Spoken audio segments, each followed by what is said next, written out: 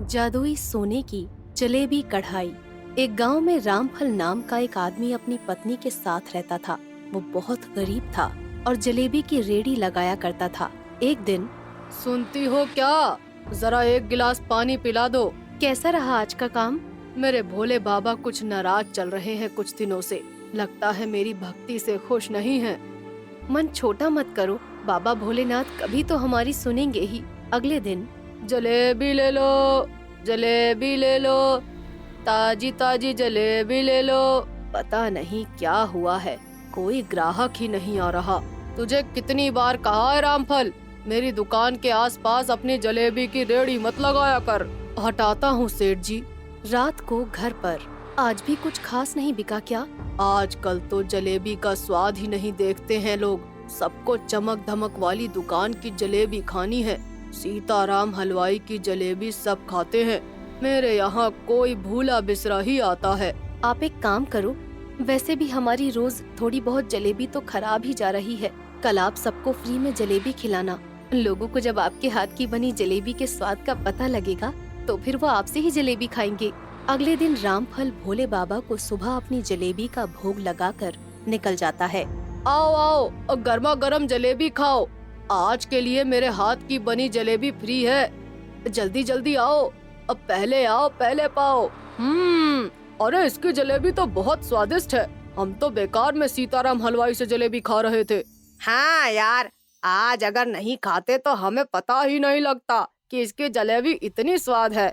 आज रामफल की सारी जलेबी खत्म हो जाती है और पूरे गांव में उसकी जलेबी की बहुत तारीफ होने लगती है। इस रामफल के बच्चे को तो मैं बताता हूँ। आज रात जाकर इसकी रेहड़ी की तोड़फोड़ कर देना। देखता हूँ क्या करेगा फिर ये। कहाँ से फ्री में जलेबी बेचता है ये। सीताराम के लड़के रामफल की रेहड़ी रात को तोड़ आते हैं। अगले दिन, हे भोले बाबा, अब ये सब किसने कर दिया? एक ही तो सहारा था, वो भी तूने छीन लिया। रामफल समझ गया था कि सीताराम ने उससे चिढ़कर ही ये काम करवाया है और वो इसी कारण 2-3 दिन तक काम पर ना जा सका। एक दिन, अलाख निरंजन, अलाख निरंजन। बाबा, अब मुझे माफ करो, घर में मेरे पास आपको देने के लिए कुछ नहीं है। बेटा, मैंने अभी कुछ दिन पहले तुम्हारे दुकान की जलेबी खाई थी, वो मुझे बहुत ही स्वादिष्ट लगी और उसी के बदले अब मैं तुम्हें कुछ देने आया हूँ। ये लो बेटा, ये जादुई सोने की जलेबी कढ़ाई है। इसमें जैसे ही तुम तेल डालोगे जलेबी बनने लग जाएगी। बाबा, और अगर इसको रोकना होगा तब? जैसे ही तुम कढ़ाई का तेल निकाल लोगे तो जलेबी बननी बंद हो जाएगी। जादुई सोने की जलेबी कढ़ाई पाकर रामफल बहुत खुश हो गया और उसने जैसे तैसे अपनी रेडी सही करके अगले दिन लगाने के लिए चला गया। अब कढ़ाई में तेल डालता हूँ। रामफल के तेल डालते ही कढ़ाई में गरम गरम जलेबी बनने लगती है।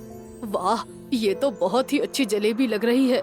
चलो ग्राहकों को आवाज लगाता हूँ, जलेबी ले लो, ताजी ताजी जलेबी ले लो। रामफल की दुकान पर बहुत भीड़ लग जाती है और ये सब सीताराम देख रहा होता है।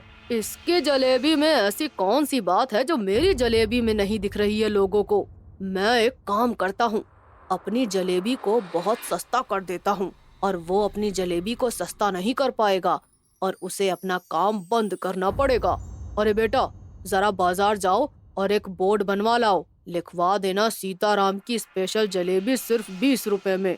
अब देखता हूँ ये रामफल का बच्चा कहाँ से मेरा मुकाबला करता है। रात को, अजी सुनती हो क्या?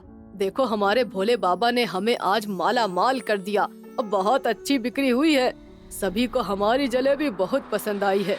सच में ये तो भोले बाबा का ही चमत्कार है और साथ ही जादुई सोने की जलेबी कढ़ाई का चमत्कार।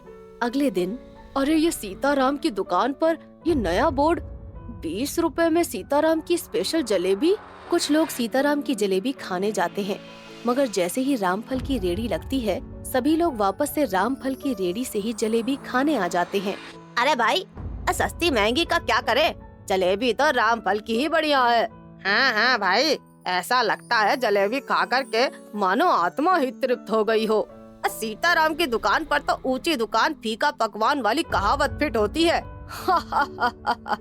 अरे ये क्या हो रहा है, 20 रुपए की जलेबी खाने भी कोई नहीं आ रहा। और उसके यहाँ ज्यादा पैसे देकर लोग जलेबी खा रहे हैं। जादुई सोने की जलेबी कढ़ाई में तेल डालते ही रामफल की जलेबियां बनने लगती हैं और बिकती रहती हैं। हे भोले बाबा, अपनी कृपा हम पर सदा ऐसे ही बनाए रखना। दाल में कुछ काला है। इतनी छोटी सी रेड़ी से रामफल इतने सारे लोगों को जलेबी कैसे खिला रहा है? अरे ओ विजेंद्र, जरा चुपके से जाके पता लगा तो कि क्या चल रहा है रामफल की रेड़ी पर। जी मालिक, अभी देख आता हूँ। विजेंद्र रामफल की दुकान पर जाता है और देखता है कि रामफल जैसे ही कढ़ाई में तेल डालता है वैसे ही जलेबियां बनने लगती हैं। मालिक, अरे ओ मालिक, मैंने जो देखा उस पर आप विश्वास नहीं करेंगे। रामफल अपनी रेड़ी पर कढ़ाई में जैसे ही तेल डालता है और वैसे ही जलेबियां अपने आप बनने लग जाती हैं। अरे बेवकूफ, तूने क्या दारू पी रखी है? अपने आप जलेबियां कैसे बन सकती हैं? मैं सच कह रहा हूँ मालिक, ऐसा ही हो रहा है। लगता है वो कोई जादुई कढ़ाई है। अच्छा, तो इसलिए मेरी जलेबियां सस्ती करने पर भी रामफल को कोई फर्क नहीं पड़ा। आज रात इसकी जादुई कढ़ाई उठवा लेता हूँ, तब देखता हूँ कैसे काम करेगा। रात को सीताराम अपने 2 नौकरों को रामफल के घर सोने की जादुई कढ़ाई चोरी करने के लिए भेज देता है और रामफल की कढ़ाई उठवाकर अपनी दुकान में मंगवा लेता है। अब मजा आएगा।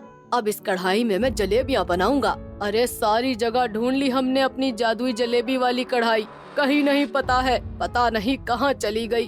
भोले बाबा, हमसे क्या गलती हो गई जो हमारी कढ़ाई ही गायब हो गई। अब देखते हैं, खूब सारी जलेबियां बनेंगी और मैं इनको बेचकर अच्छा मुनाफा कमा लूंगा। हे जादुई कढ़ाई, मुझे खूब सारी जलेबियां दो। जैसे ही सीताराम कढ़ाई में तेल डालता है सारा तेल गायब हो जाता है और इसी तरह सीताराम कई बार प्रयास करता है और उसका सारा तेल गायब हो जाता है। साथ ही साथ उसकी दुकान में रखी हुई मिठाइयाँ भी खराब होने लगती हैं। अरे ये क्या ले आए तुम मेरी दुकान में? मेरी दुकान की सारी मिठाइयाँ ही खराब हो रही हैं। सारी दुकान का तेल खत्म हो गया है। हे भगवान, ये कैसी बला मेरे गले पड़ गई है। इतनी ही देर में सीताराम को एक आवाज सुनाई देती है। अलख निरंजन, अलख निरंजन। मूर्ख सीताराम, तूने एक गरीब के घर चोरी करके ये जो पाप किया है, ये सब उसी का परिणाम है। उसकी कढ़ाई उसको वापस कर दे और उससे माफी मांग, वरना तेरा सत्यानाश होना निश्चित है। हे भगवान, ये मुझसे क्या अपराध हो गया? और मुझे जैसा बाबा ने बताया है वैसा ही करना चाहिए। सीताराम कढ़ाई लेकर रामफल के घर जाता है। रामफल जी, मुझे माफ कर दो। मुझसे ये पाप हुआ है कि मैंने आपकी कढ़ाई ले ली। ये आपकी कढ़ाई लो और मुझे माफ करो।